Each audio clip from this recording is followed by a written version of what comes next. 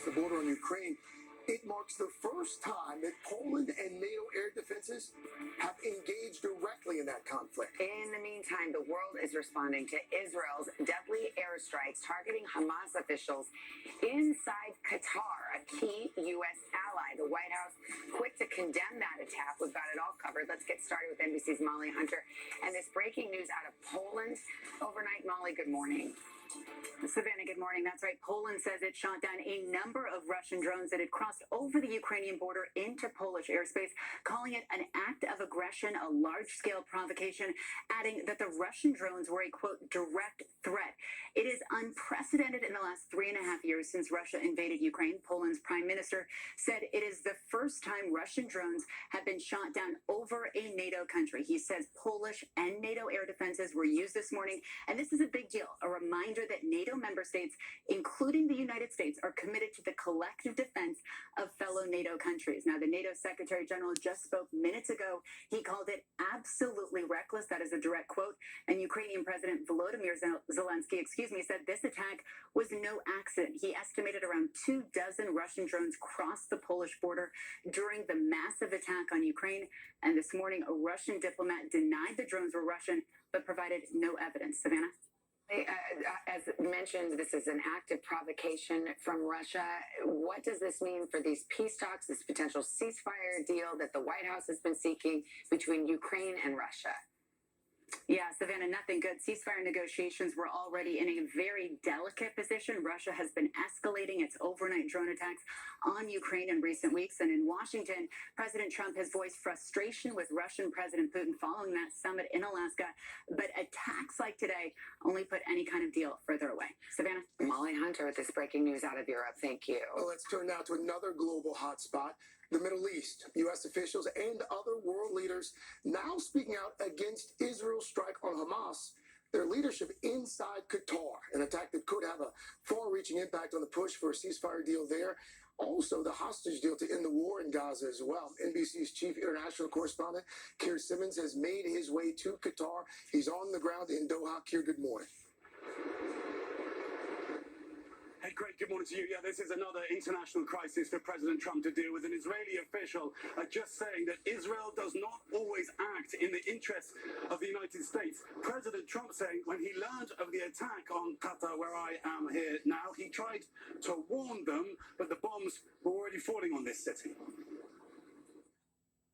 The explosion that Israel calls a targeted strike, leaving a blackened building this morning, killing 5 Hamas members, but failing to assassinate senior officials, according to the group.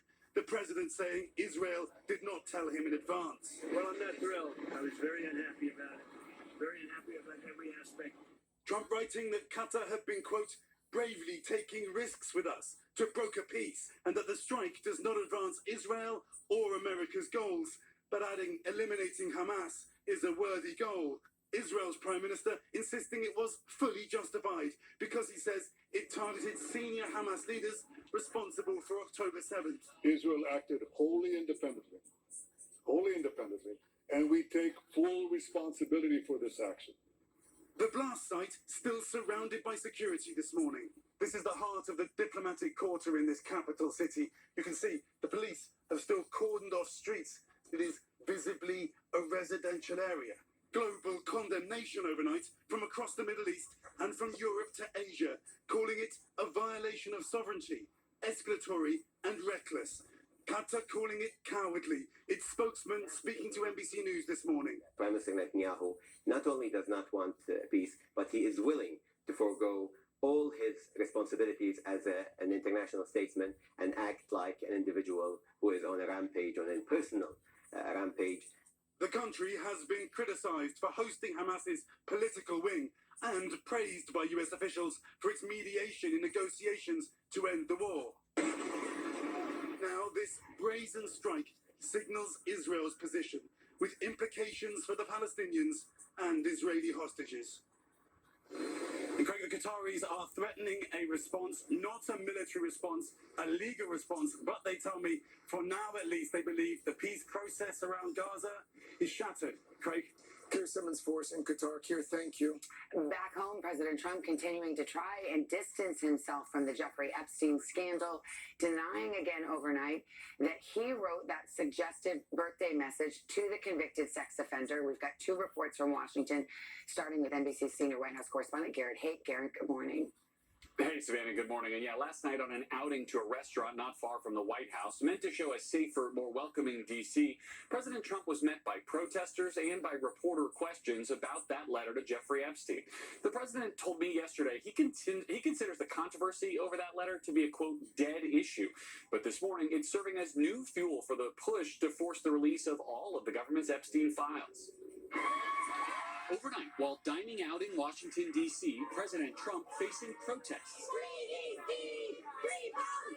And again denying he wrote this lewd letter decades ago for Jeffrey Epstein's 50th birthday. It's not my signature, and it's not the way I speak. And anybody that's covered me for a long time know that's not my language. It's nonsense. Earlier, the president telling me in a phone interview the controversy was a, quote, dead issue. The letter includes this drawing, allegedly by the president's hand, of a naked woman's outline and a scrawled Donald signature below the hips. The drawing included an imagined conversation between Trump and Epstein that ends, "Happy birthday, and may every day be another wonderful secret." The White House digging in Tuesday. Would the White House support a professional handwriting expert review of the document released yesterday to prove that it's not the president's signature? Sure, we would support that. The president did not write this letter. He did not sign this letter. And that's why the president's external legal team is aggressively pursuing litigation against the Wall Street Journal, and they will continue to. The New York Times publishing this image comparing the signature on the Epstein letter to 5 other signatures of just Mr. Trump's first name pulled from the New York City mayoral archives. On Capitol Hill, the documents release reigniting efforts to force the release of all of the Department of Justice's files on Epstein. It's sort of indicative of the things that might come out if we were to release all of the files. In other words, embarrassing but not indictable. And I don't think avoiding embarrassment is a reason to avoid justice. Donald Trump needs to understand that we will not rest until we get justice and the truth comes out. One Epstein survivor describing her reaction to the so-called birthday book to NBC's Hallie Jackson. It really just made me ill when I went through it. It really just solidified to me what the culture of Epstein and his friends were. And it's right there in black and white in this book. And later today, a bipartisan group of congressional staff will travel to New York City to meet with lawyers from Epstein's estate and to view unredacted versions of the documents turned over to lawmakers on Monday, according to a source familiar with the plans. That includes the physical bound copy of that birthday book, now at the center of so much controversy. Savannah? All right, Garrett, while I have you, some new comments from Kamala Harris about President Biden's decision about whether to run for re-election. What do you know? Yeah, this comes from a newly published excerpt from her forthcoming book, which will have a lot of people in Washington talking. In it, the former VP discusses former President Biden's re-election decisions. She criticizes the fact that it was left to Mr. Biden and the First Lady alone to decide his plans, calling that recklessness. She adds, the stakes were simply too high. This is a choice that shouldn't have been left to an individual's ego, an individual's ambition. It should have been more than a personal decision. Savannah? All right, that will get a lot of notice. Garrett, thank you.